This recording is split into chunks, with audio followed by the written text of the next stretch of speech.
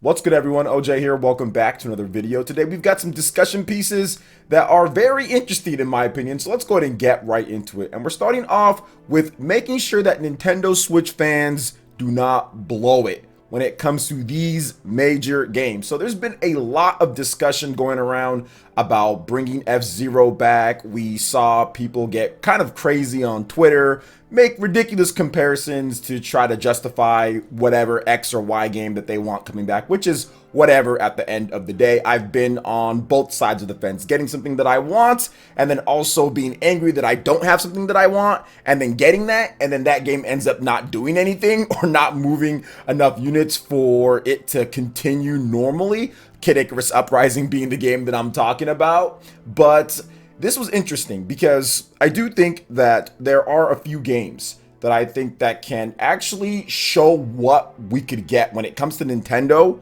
and in the future, and how Nintendo says, hey, when are we going to revive a franchise or bring something back? So we've got two games that I want to focus in on, and that is Metroid Prime and the rumored 2D Metroid. I think both of these games have a very substantial type of aura to it. And I think that as a legacy IP, so we're talking about IPs that Nintendo made before the GameCube, right? So anything before the GameCube, legacy IPs, you got Star Fox, you've got Metroid, you've got F-Zero, these type of games. Whenever these games do come back in whatever order, it's very important that fans go out there and support it. Now, we talked about this on the Spawncast, if you saw the most recent one. I think that fans have two legitimate shots. And when it comes to fans, I mean, even if you don't like Metroid or whatever the case is, how this legacy IP does is very important to when Nintendo brings back other legacy IPs.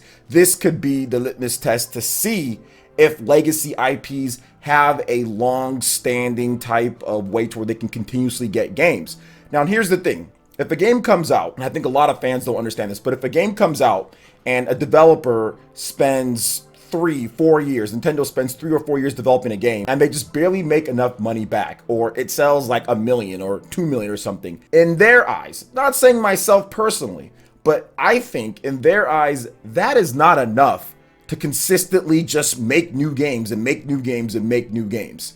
It's just not enough. They need to see something that's going to push the franchise more. You need to spend your time making something that's going to be a bigger hit with the legacy IP up to a standard to where what Nintendo fans would expect, because these IPs, these games were always big time games. If you go backwards and reverse, is the franchise going to grow? Maybe, but probably not. You're going to have to spend a significant amount of money or time on a game like Metroid or on a game like Star Fox or on a game like F-Zero in order for that franchise to continue. So I think it's going to be extremely important for these two games. Metroid Prime 4 being the most important, but even the 2D Metroid game, if you want to see this type of IP continuously come back, especially with Metroid, there needs to be support for that. So don't end up like me and Kid Icarus fans. For those who don't know, I'm a huge Kid Icarus fan. There's only been 3 games in the franchise, and I've been alive and played all 3 of them. But between the second Kid Icarus game on the Game Boy and the third Kid Icarus game on the Nintendo 3DS, there was a huge gap.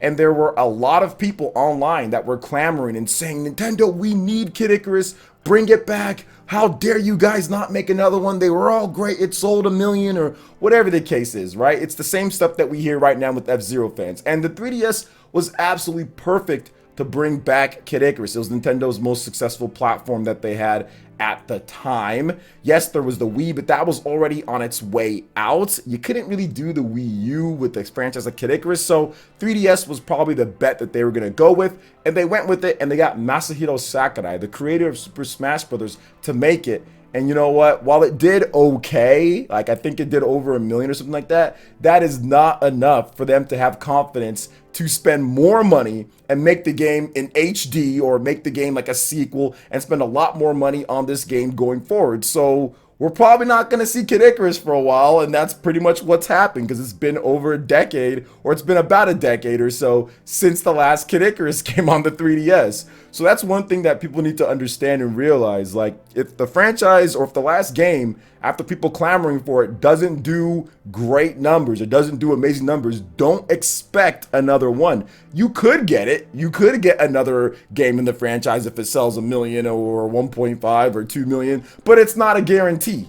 It just depends on a variety of factors, from the development cost of that game or what you want to do, the roadmap that you want to have. It's not a guarantee in any type of way, shape, or form. And I realized that with Kid Icarus, okay? So when it comes to Metroid Prime, like, I'm going to buy a number of copies. I'm going to buy like a copy myself, physical. I'm going to buy digital. I'm probably going to give away a couple copies. Like, whenever we get the 2D Metroid game, I'm going to buy that because I want to see those games continue. I want to see them kind of go back and look at the legacy IPs and see what they can bring back. But I do agree when it comes to what the Nintendo producer said. I do agree that F-Zero needs to come back. They should try something cool. They should try something new. If it's a vanilla F-Zero experience where it's just the same thing that we've played for the past, you know, Super Nintendo, N64, GameCube, I mean, that'd be cool. But will it really expand the franchise into something new and something great and like better than what it was? Like, I think that new ideas are always cool, because one side you have people saying Nintendo always does the same thing with their franchises. It's the same thing over and over. And then you have another side that says, oh, well, give us new IPs, give us something crazy, give us something new. They do that like Astral Chain, then people don't buy it like they buy Mario, or there's something that's old, you know? So that's the thing. It's like, I like to see new ideas. The Legend of Zelda Breath of the Wild, like, they could have easily just kept on making Ocarina of Time over and over and over again, but they made Majora's Mask, they made Wind Waker, you know, they made Twilight Princess, which went back to kind of what Ocarina was trying to do, but then they made Skyward Sword. They make different types of things. So they try something new with the new ideas, and hopefully, I'm hoping that we see that with F-Zero. I'm hoping that we see that with Star Fox. I mean, sometimes it doesn't always work out, right? Like Star Fox Zero, they try with the gimmick with the Wii U gamepad, but sometimes it works out really well with different types of gimmicks or different types of things. Sometimes it works out to the point to where it becomes like a major franchise. It makes sense to try some new things and all of that. I think that if you don't, then you're going to just get stagnant, and it's just going to be the same people playing the same game and not really expand to new people. And obviously investors don't like that. And I think fans ultimately might say that they want the same thing over and over again,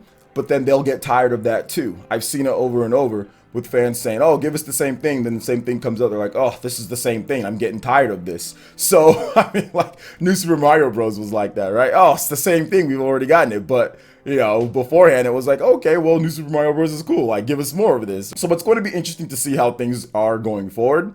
And I'm looking forward to just seeing how Metroid Prime does. So don't blow it, Metroid fans. Like, hardcore Metroid fans, which I'm a part of that. Like, don't blow it. Like, you got to go out there and buy this game. Hopefully it sells really well, and Nintendo knows that there's a base on Switch for legacy content.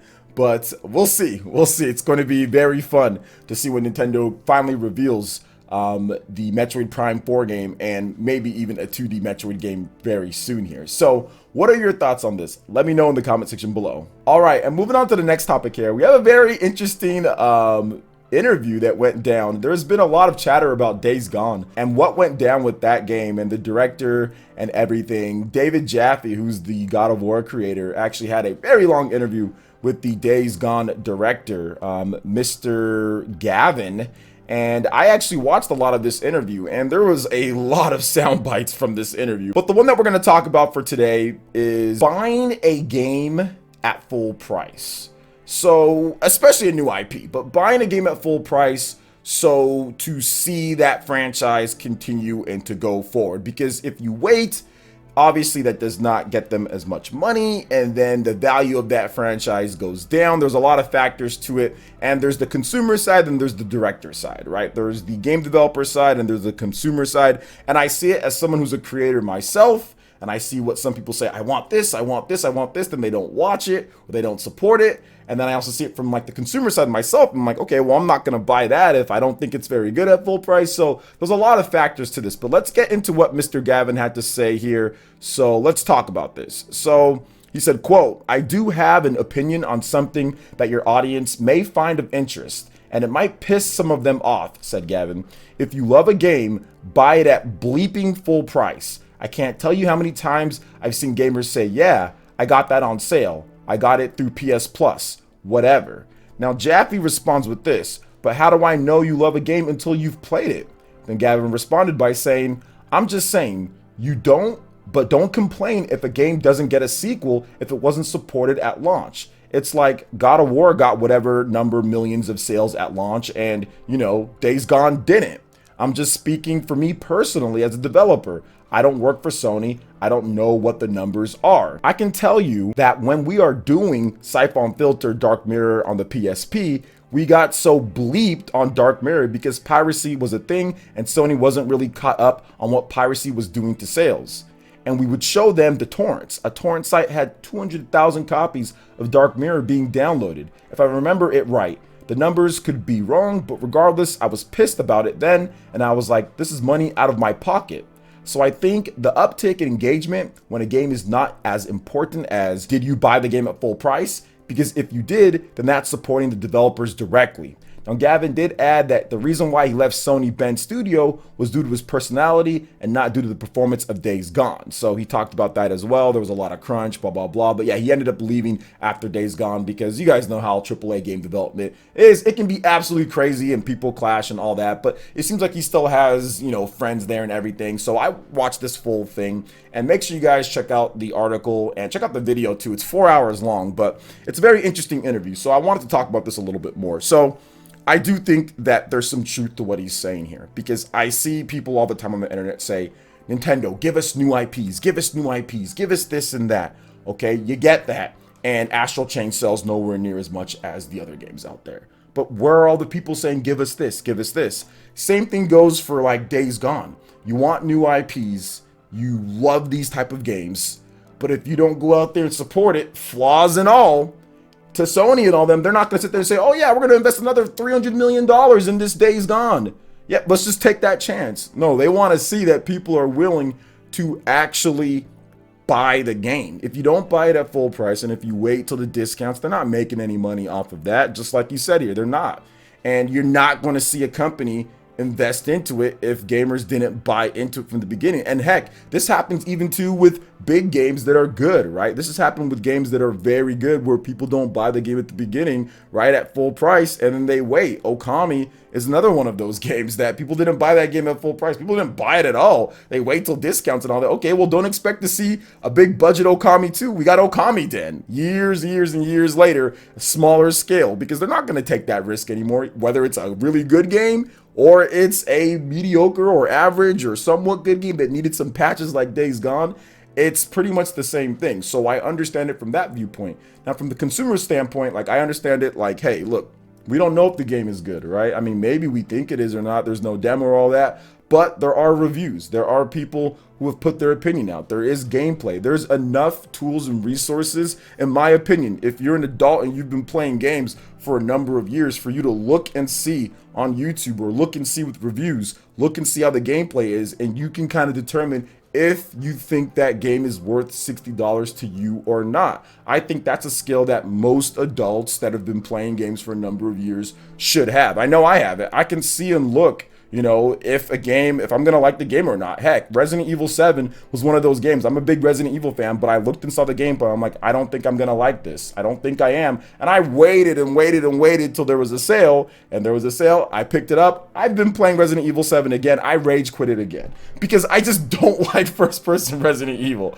I'll try it again, but I'm just not going to sit there and spend it at like full price. For me at least. For me, I'm not going to do that. So people do have options and tools and choices, but at the same time, like I understand, like, hey, you don't know if you're gonna like it until you play it. So consumers definitely have the right to wait for a discount. But like he says here, like if there isn't a Days Gone 2, well, that's the reason why. You know what I'm saying? People didn't support it like that at launch. So we're just gonna have to enjoy the Days Gone that's here. And whatever else Sony decides to do, if they try to reinvest into a new IP and see if that's going to be the next big thing here, then they're going to do that. But that's pretty much just kind of how it is. It needs that support. But I see it from both sides. Like, honestly, I really do see it from both sides because I've seen franchises that I love come out and people don't support it. People don't buy it at full price. They wait and wait and wait.